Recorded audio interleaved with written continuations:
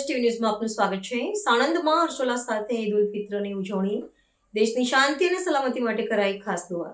સમગ્ર દેશમાં આજે આનંદ અને ઉત્સાહ સાથે ઈદ ઉલ ફિત્રની ઉજવણી કરવામાં આવી રહી છે। સાણંદ શહેર તેમજ ગિબનપુરા, શાંતિપુરા, અણદેજ સહિતના ગ્રામ્ય વિસ્તારોમાં, મસ્જિદોમાં અને વિરોચનનગર મુકામે ઈદગાહ ખાતે મુસ્લિમ બિરાદરોએ ઈદની વાજિબ નમાજ અદા કરી હતી। નમાજ બાદ દેશની શાંતિ, સલામતી અને ભાઈચારાની ભાવના માટે ખાસ દુઆ કરવામાં આવી હતી। ઈદગાહ ખાતે હિન્દુ અને મુસ્લિમ સમાજના આગેવાનો ઉપસ્થિત રહ્યા હતા, જ્યાં સૌએ એકબીજાને ગળે મળીને ઈદની મુબારકબાદ પાઠવી હતી, જે એકતા અને સૌહાર્દનું સુંદર ઉદાહરણ બની રહ્યું હતું। કોઈ અનિચ્છનીય બનાવ ન બને તેને ધ્યાનમાં લઈને સાણંદ જીઆઈડીસી પોલીસ દ્વારા ચુસ્ત બંદોબસ્ત ગોઠવવામાં આવ્યો હતો।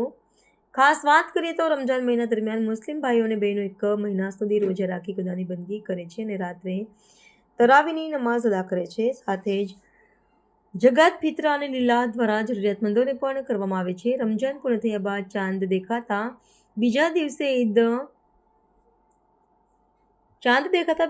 ઈદ ઉલ ફિત્રની નમાઝ અદા કરવામાં આવે છે અને રાત્રે તરાવીની નમાઝ અદા કરે છે। સાથે જ જકાત ફિત્ર અને લીલા દ્વારા જરૂરિયાતમંદોને પણ મદદ કરવામાં આવે છે। રમજાન પૂર્ણ થતાં ચાંદ દેખાતા બીજા દિવસે ઈદનો પવિત્ર તહેવાર ઉજવવામાં આવે છે, જેને મીઠી ઈદ તરીકે પણ ઓળખવામાં આવે છે। ઉલ્લેખનીય છે કે ઈદનો આ પવિત્ર તહેવાર સમગ્ર સમાજને એકતા, પ્રેમ અને ભાઈચારાનો સંદેશ આપે છે। Bureau report, Fazal Khan Pathan.